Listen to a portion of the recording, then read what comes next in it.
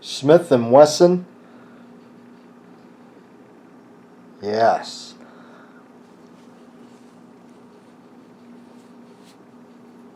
The Model 28 Highway Patrol 357 Magnum.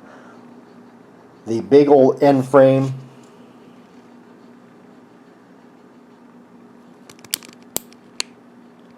You have got to love these things, I tell you, and I do.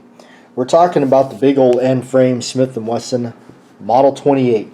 Basically, the let's say the less lustrous variation of the Model 27. It may not have the finish that the 27 does have. It doesn't have all the fancy checkering on the top. But I tell you what, this was a workhorse. This was this was what the Highway Patrol carried. This was definitely geared for law enforcement, duty work, and all that, and especially, obviously, this configuration, the 4-inch barrel, which definitely is my favorite of the bunch. And, of course, this one here is vintage. You can tell. Look at that. The countersunk cylinders and the pin barrel. And what does the countersunk cylinders mean? You take an empty casing here just to demonstrate, and you see how that brass sits in there flush, right flush to the top of the cylinder. Smith quit doing this, and this is only with their Magnum lineup, as we fumble trying to get the brass out of there, but this is only in their Magnum lineup that they did. So, alright, now let's go through a rundown check. If you're kind of going through a shop or whatnot and looking at these things and all that. So some of the things to check before you even pop the cylinder open, obviously, first, obviously make sure it's not loaded. But the beauty of a revolver is you can pretty much tell right away if they're loaded or not. On this view right here, and what we're looking at is the frame here and the crane that the cylinder swings out on, and the space between the two right here. And that space is very important, and it should be like one piece, and it shouldn't have any kind of a real gap in it. You notice how, look at that, that's hairline thin, and that's the way it, a hair follicle that's the way it should be. And if it's not, and you see a kind of a gap, well, I don't know if we can illustrate that here, but if you see anything where it's anything like this, where it's got such a gap through it, be worried that, I would say I would not even purchase it, because what that could be caused by is somebody spinning that cylinder, or just in general slamming this and doing that old slamming that shut, and having this whole unit right here slam like this, and you can see where it's riding, and what that's doing is it's definitely causing damage to your crane right here, and it could bend it easily, especially something as heavy as the end frame or any of that, especially you load up all 6 rounds in there, and then you got all that weight, and that weight slamming that way. And so there's an indication there. As far as wear and tear on it, another good way to tell, aside from the usual where people start talking about the turn ring, and the turn ring is this, you can see this line right here, that is a scratch that happens from lockup to lockup, and the lead in and there, and that's caused by the hand on the bottom here, that thing right there. And what happens is, as it's worked, you can see as the action is worked, you can see it right there on the bottom, if you can see it right through the frame right there. And as you watch, as I'm going to cock the hammer here, it's going to rotate, and you see it pop back up, and what it's doing is it's just ever so slightly dragging on the cylinder. Alright, another thing to look at too is the condition of the lockups, and you're looking at this and you're trying to inspect them and make sure that they're all in pretty good shape, and these are. If you see gouges, and where you will see gouges is going to be on the top portion right here, you're going to see that kind of missing out, and that is caused by somebody spinning that cylinder, and as it's spinning, closing, and you can see what would happen as it would be spinning and in closing, it's going to lock itself and find itself eventually on this hand at an abrupt stop. That causes damage to those lockups. That causes damage especially to the crane, as we already talked about, bending that. And it also puts stress and bad news on the hand itself, including the frame window that it lives in, that pops in up and down out of there with. So all in all, really terrible stuff to do to a revolver. These are definite things to be cautious of and look for. The other thing that I added to my inventory of stuff that I, checklist, if you will, that I've been looking at, and that is the condition of this right here. And that is the little hole inside the frame that this pin on the cylinder right here lives in when it's shut and locks up. And how that is operated on, or operation on that, is the cylinder release latch here. Smith is by pushing it forward, and how that works is when it's actually engaged, it pushes it in. And what's pushing it in is that pin right there. And when you want to disengage and open up the cylinder, pushing it forward, that's going to come forward like that, pushing down on this pin, which recesses back into the cylinder. And you can see here, we'll see if we can push on it here and show you that it will depress into the cylinder. Alright, so one thing I'm looking at is I'm pulling this back like this and inspecting it, because what I'm looking for is I want to look and see if there's any gouges right here, right in that area. You're going to see metal smudged or swiped away, and this you can see there is not. What I'm looking for when it is like that, and that's caused by somebody that would have one of these and not quite have this latch fully forward before they start pushing on the cylinder, and what it's causing is the pin that lives in there to not quite get all the way out. If you can, I'm trying to demonstrate that here, and then just overriding and just pushing it out by force, and then that's going to cause scooping right here, and that's a definite area that you can check. Of course, all this is wear and tear. You'll see also wear and tear around where the firing pin would come out here, as Bob Dunlap refers to it as the donut. The other thing that I'd check is certainly the forcing cone. Very important to check this forcing cone.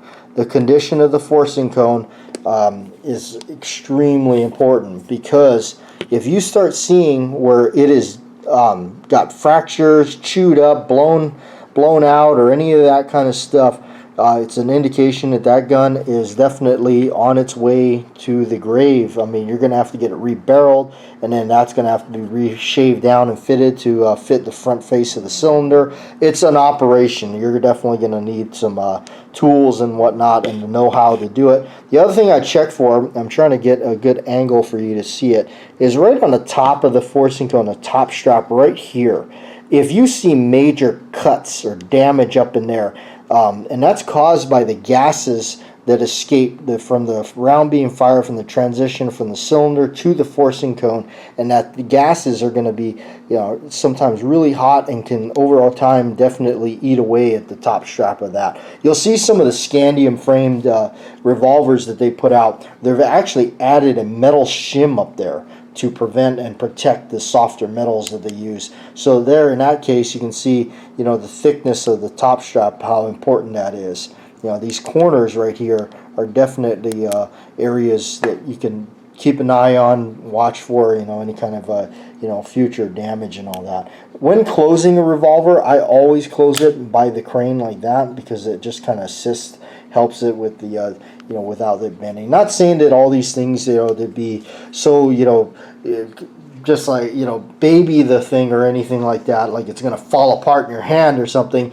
But it's just all kinds of things that I look for. I don't necessarily dry fire these like this with the floating firing pin on the hammer, because that's got to go into that hole and everything, and I kind of just am cautious about that, because if you ever break this off or anything, you can see how they're put in by swaging the metal around there. So you can see that's going to be kind of an operation to replace. So I'm always cautious about that.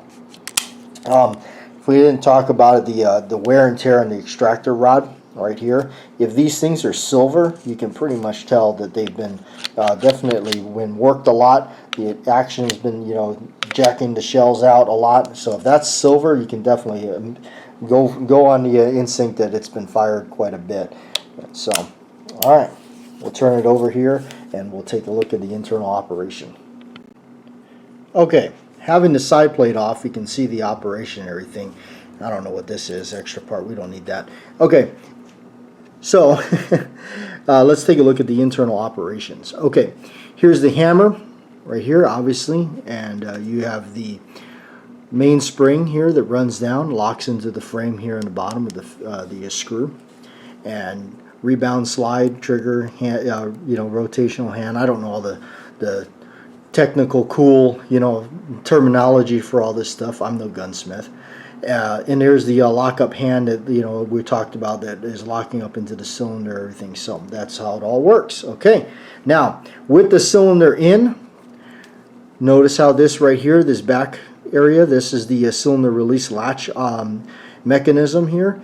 This is pushed out, and it runs along in the back of this hammer, and it lives right back here, and it's out of the way. This part is out of the way of the hammer here, allowing the hammer to go past it and cock and everything like that. Now, jokingly, I just tossed this aside.